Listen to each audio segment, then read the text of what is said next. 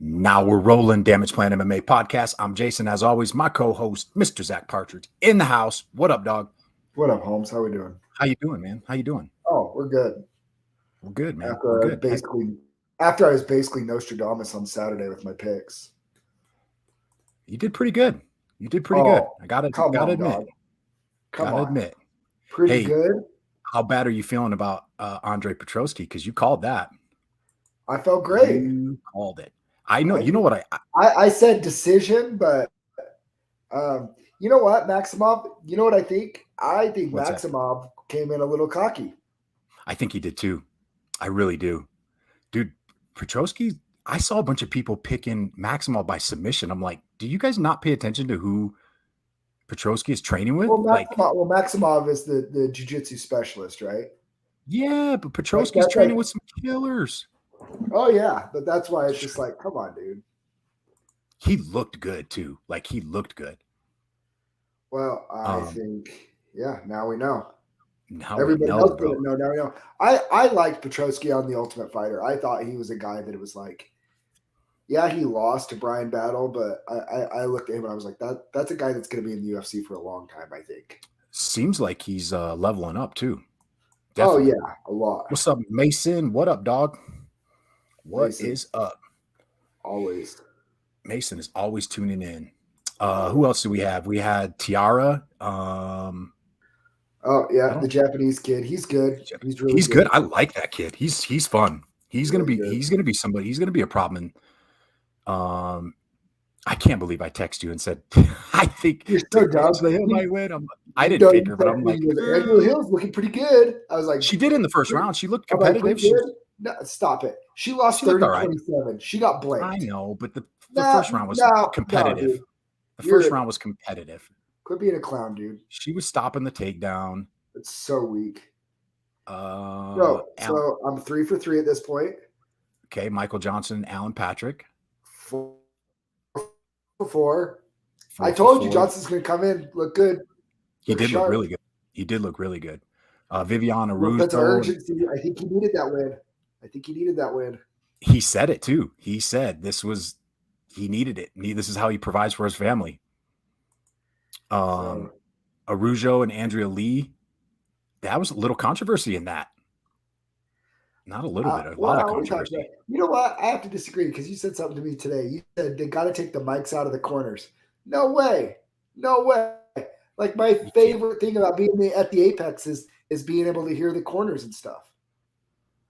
I want to hear what they're saying, but I just don't want to hear them calling Brazilians dirty effing Brazilians. I'll address that with Mason. Hill hasn't been cut because she's an analyst for him and a commentator. Because she's an analyst, yeah. That's why she keeps getting. And they need bodies in that weight class because it's not that deep. I just don't think they should have them in there, especially in the heat of the moment like that. It's just like being in a football locker room. Like, I mean, I want to hear it, but I don't get offended. Time out, though. I'm not getting offended. I can honestly say, I mean, you just can't call somebody in the heat of a moment and aggressively call somebody a dirty effing Brazilian and be like, that wasn't racist. It was just the heat of the moment. It's like, no, like if you say dirty effing Brazilian and you're like, I don't think that joking was racist. around with a Brazilian, be like, you dirty Brazilian. Like I've called Aldo a dirty Brazilian, but jokingly, I wasn't angrily calling him a dirty effing Brazilian. Why did he say that though? The girl was trying. 2 wrongs don't make a right. I didn't say it is, but I'm just saying, like in the heat of the moment when you're in battle like that, I'm not saying I agree with it. I'm just playing devil's advocate. Okay, I know. Okay, so like, if Izzy is fighting Darren Till and Darren Till goes for a takedown and Izzy grabs the fence and that stops it, and Darren Till's corner calls him an effing N-word, that like it's the same thing. No, the fence grab is a lot different than trying to put your whole finger in somebody's eye. That's a big difference. Okay. So Israel Adesanya jabs his finger. Like, you know how John Jones used to do this whole thing? Okay, we'll say John Jones. John Jones sticking his hands out there or Daniel Cormier poking Stipe Miocic. If Daniel Cormier sticking his hand out there and pokes Stipe Miocic in the eye, which he did in their fight, and Stipe's corner calls him N-word because of it, is like that. It's still not the same though. But it's not okay. Intentionally stuck her finger in her eye. Intentionally. This wasn't an accidental foul. I'm just playing devil's advocate. For Tony Kelly to be like, this is just cancel culture BS. No, dude, it's not just cancel culture BS. I don't like the woke cancel culture stuff either. But you also just got to know it's 2022 and you can't call somebody a dirty effing nationality and expect to be okay. And like I said, I'm not saying I agree with it, but it's like, gosh, heat of the moment. You're just like, oh man, that's tough to have a microphone. You're an adult that's responsible for your words. And it's his girlfriend too. So he's I'm not excusing it. I'm not trying to excuse the guy for it. He shouldn't. Remember Andrea Lee's other old boyfriend was the one that got out of prison and had Nazi tattoo. Come on. I mean, I know he did, but come on. Like I know, but it's a bad look for her. That couldn't have happened. That could not have happened to a worse person than Andrea That is a Lee. bad look. That is a bad look when you have all these Brazilians putting a bounty on Tony Kelly's head, offering Giannis extra bonus money to knock him out. But I mean, was it derogatory what he said? Calling somebody a dirty effing Brazilian, that's pretty derogatory. I don't know what other word you can say that it is. I mean, I'm not saying that he's a racist for saying that. But I'm saying, I wouldn't say racist. I would definitely say that that's a racist comment or a not okay comment to say. I'll agree with that. I agree with it. I definitely not. I just don't like the whole. He probably have Brazilians that train in their gym. Exactly. I don't think it was a racist comment, but it definitely was a. You shouldn't have said that comment. Let's put it this way: would he take it back if he could? I think he would. Oh yeah. I think so too. Well, he's going to have his hands full with Adrian Yanez because Adrian Yanez has probably got who tweeted? Gilbert Burns tweeted. Yeah, he's got a little bonus for him if he knocks him out. Yeah, interesting. Alan Nascimento and Jake Hadley, holler at your boy. Boom, told you. Get out of here, Jake Hadley. He's good. That's just a tough fight. That was a tough fight for him. Yeah. That was a really tough fight. A lot of experience to overcome. Yeah. Here's me getting underdog happy again on the next one. Manuel Torres and Frank Camacho. And Torres just lit him up in the first round. I told you. Not even close. You wanted to go Frank Camacho. No, sir. I did. Torres I've been on such. He is a monster. That was impressive. Caitlin Chikagian and Amanda Ribas. Okay. We were both on Chikagian. And you were on and I was off. I thought Ribas for sure won that fight. You want to know why I was kind of confident in that one? Because I just sat on that phone call for 2.5 hours on, was it Thursday or Friday? And they said the damage is the number one thing that the judges are looking for. She was landing the cleaner, harder shots. Well, that's good because in that I hope that becomes more the consistency. No, she didn't, Mason. Right. I hope that because I think damage should count more. But I feel like it's not given the credit that it's due a lot of the times. But it's not. I will say, and you know the phone call that I was on because you've been on it before too. With I think it's pretty damn cool that you got. I mean, there was 150 people on that call. I mean, you're talking Herb Dean, every referee, every judge, and they're breaking down fights. Breaking down what they did wrong, why they scored it certain ways. It was amazing to be able to sit and listen to that and hear from the guys that are actually judging the fights and hearing from the referees that are actually in there reffing the fights. I was pretty confident Chikagian won. I was a little skeptical in that third round because I thought Hebus started landing I thought she was a little more aggressive in that third round. Oh yeah. Let's look at something. Let's look at let's look at the judges. I can tell you right now how they judged it. Every judge, Cleary, Diamato, and Camaggio all scored the first round for Hebus. Everybody gave Chikagian the second round, and then the third round was split. Cleary gave it to Hebus, and the other two gave it to Chikagian. I don't hate it. Well, I was texting with a friend during the fight, and I just remember I said, is it 1-1 going into the third, or is it 2-0 Hebus? Yeah. And apparently it was 1-1. Yeah, that's what it was. What do we have next? Davey Grant, Luis Smoka. Smoka's just I didn't watch that fight. I clicked over. You were watching boxing like a noob. Dude, that fight.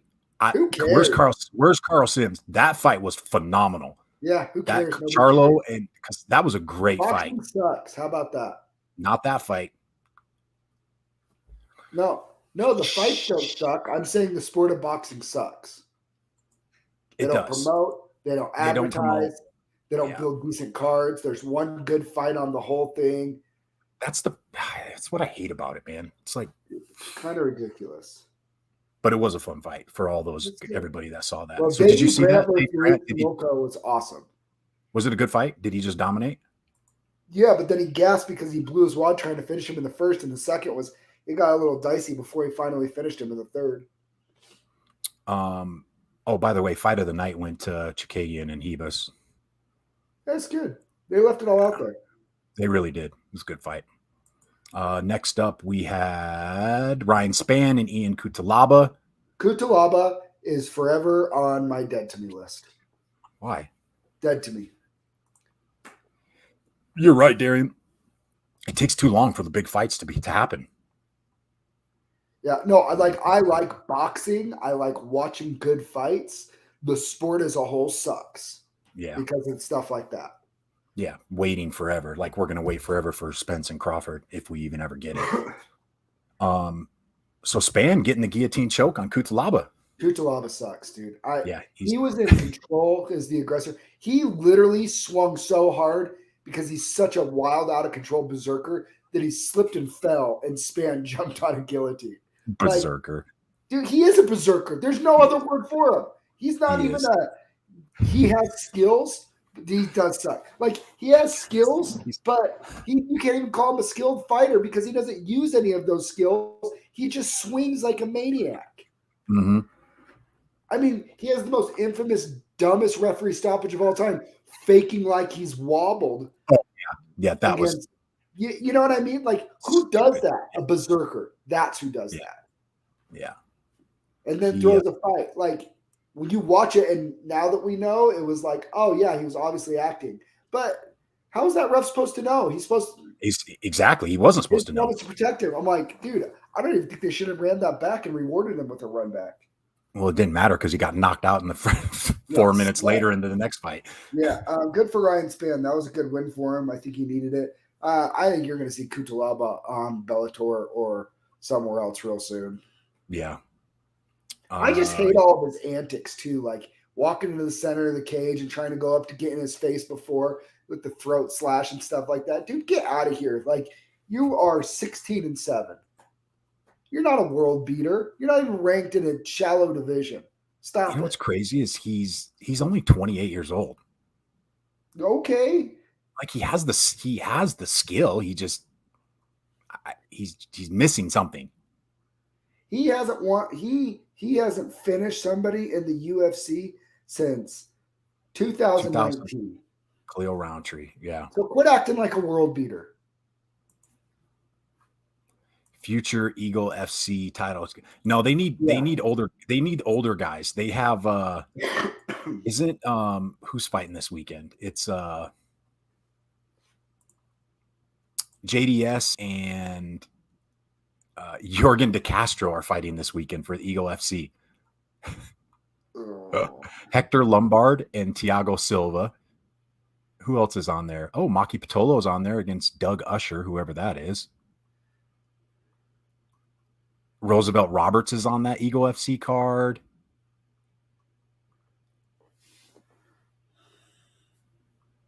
I'm just looking at that card. Anyways, I'll get back to the Rakic and Blachowicz fight. What do you think of that fight?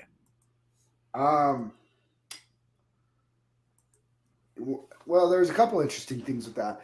One is Jan was checking Rakic's kicks, but Rakic wasn't checking Jan's kicks. Did you see his leg? Like how big his leg was, so swollen? It was crazy. Yeah.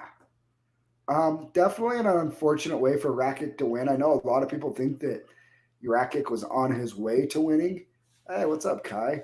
But I kind of thought the fight was going how Jan needed it to go to win. I kind of felt the same way too. Like, I mean, I picked Jan.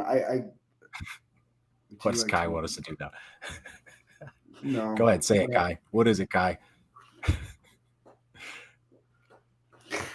Just hijacks our show. Yeah, I agree. I thought, and I picked Rakic, but I thought the fight was going Jan's way.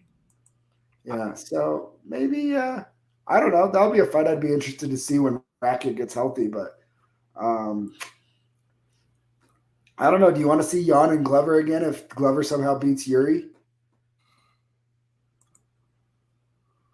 I don't know, man. You know, the light heavyweight division is just kind of, I don't know. It's kind of lame. I know. Other than Yuri and then Magomed Ankalaev, you can't forget about him.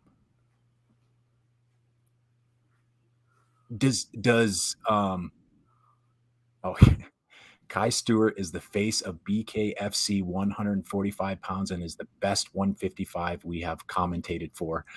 You are not the best 155er that I've commentated for, Kai. I will not say that, but you're the face of BKFC at 145 pounds. I'll say that. That was a freaking awesome knockout. Yeah, nice little uppercut. That was pretty awesome. I love what he's doing, man. I think it's freaking awesome. Kai knows I'm a fan of his. I like Kai a lot. Yeah, he's a stud, man. But yeah, light heavyweight division, other than Yuri and Magomed, I'm kind of just like, meh. But there's like no personalities in it too. Like that's the bummer. Even the like the top 15 is just guys that you're just kind of like, meh, nothing really stands out to me. Like you look at all the other divisions, you start going down to the top 15, top 10, and you can pick out guys that you're going to be like, okay, this guy's going to be a challenger for a long time. I don't know if you could say that in the light heavyweight division.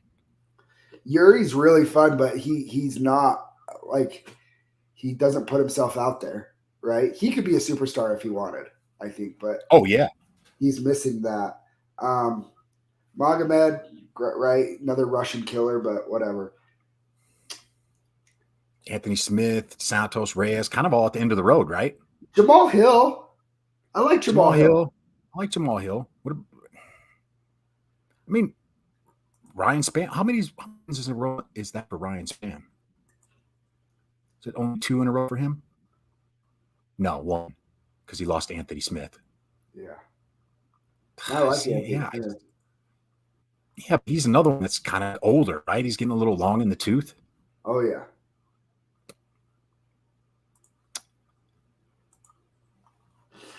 I like watching Paul Craig.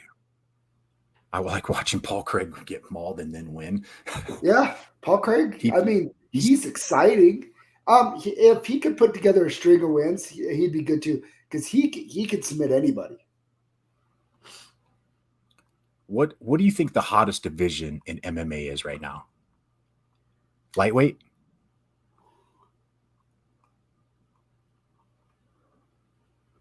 The hottest division?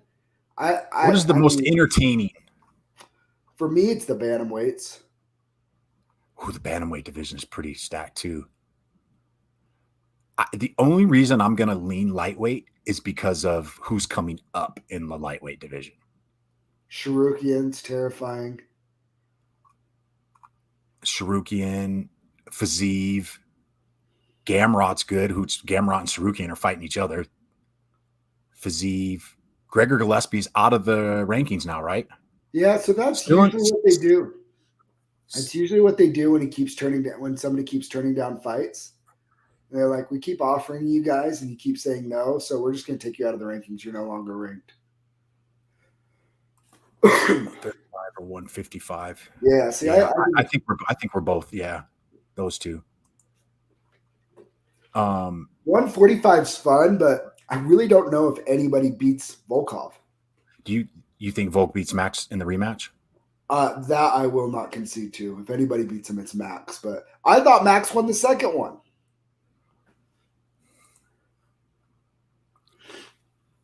Did you? Yeah, it was close. I mean, they've been close fights. I was positive Max won 48-47. And then they read out the judges' scorecards, and I was dumbfounded. I'm leaning Max beats Max again. Volk beats Max again. I just think he's fighting at such a high level right now. Hey, how come there isn't any? If you look, how come there's no Russians in the featherweight division? Zabit is gone. That's Zabit's gone. Evolov. But that's it. There's no Russian killers there. They're all at 155. Yeah. You sound like crap. You got the vid? Yeah. Well, you look like crap, so whatever. Yeah. They don't come in that size. What? He just says they don't come in that size. Yeah, probably. All right. I think we covered everything today. That was a pretty quick one. We'll have to do an early one on Friday because we will be down in Orem. We're going to try to get some Fighter Spotlight podcast done this week. I don't know when we're going to have time. I had somebody that wanted to do one on Wednesday. I'll talk to you after. Yeah, have them call in. All right, we'll wrap it up for today. We'll make some posts if we do some more fighter spotlights for the Fierce Challenger on Saturday. If you're not doing anything, reach out to your favorite fighter, get some tickets, reach out to Zack or I. We'll get you lined up. That's a great card. That is a very fun card on Saturday. Don't sleep on that card. No. Yeah, that's it. We will see you guys later this week. Thanks for tuning in. We out.